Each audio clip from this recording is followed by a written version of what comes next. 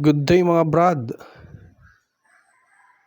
Napakasarap humigop ng mainit na sabaw ngayong umaga.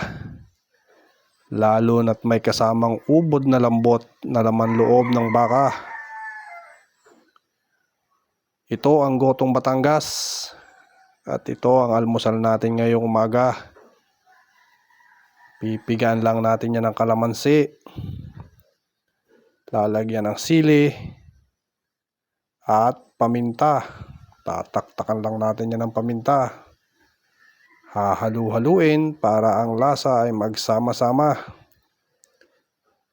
Talagang napakasarap ng lasa, lalo na kapag inuulam natin ito sa kanin. Talagang mapapa-extra rice ka, brad. Sa init ng sabaw, napakasarap higup-higupin. Kaya mga brad, ano pang iniintay natin?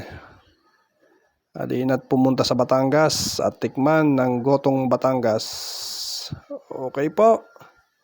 Maraming salamat po.